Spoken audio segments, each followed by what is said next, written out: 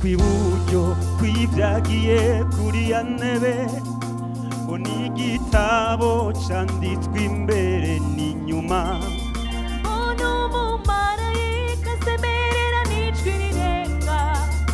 ati ninde bibereye ko azingurura kirya gitabo amene ibikimatanije kugira ngo isi ronka agakiza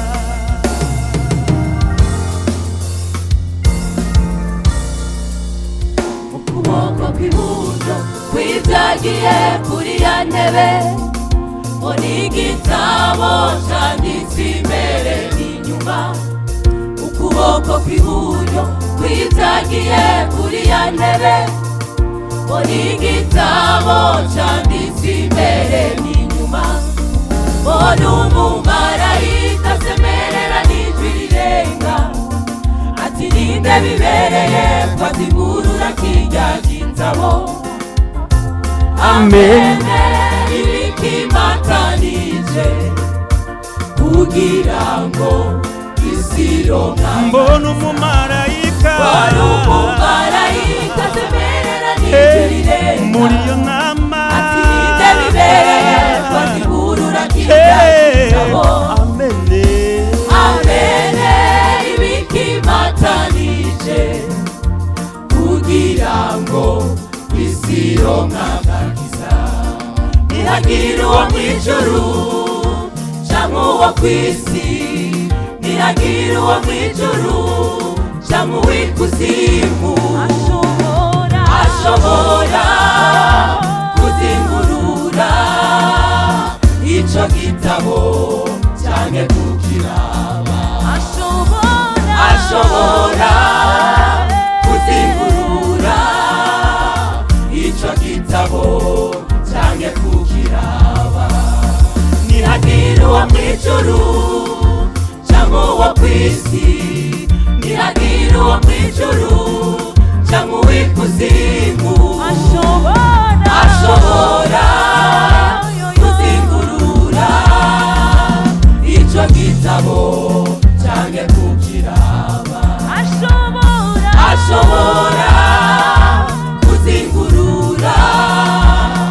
ico gitabo canke kukiraba nanje ndiswa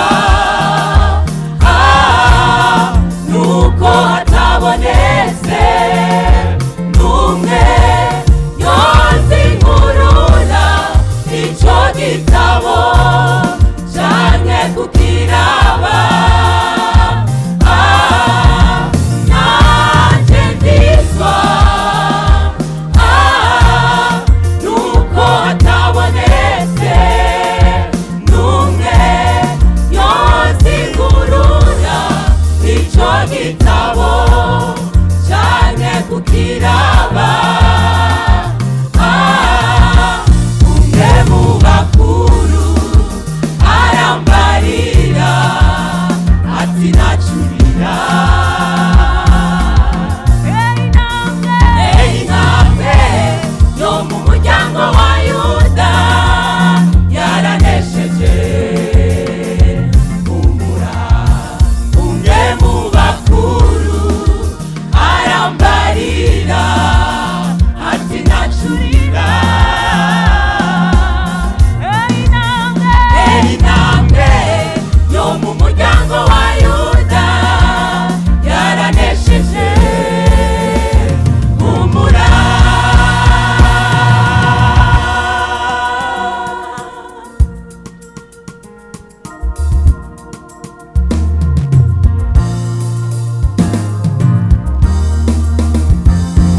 warahabaye uraseruka Yesu uri umukunzi warahabaye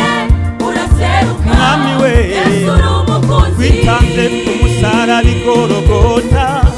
Yesu uri umukunzi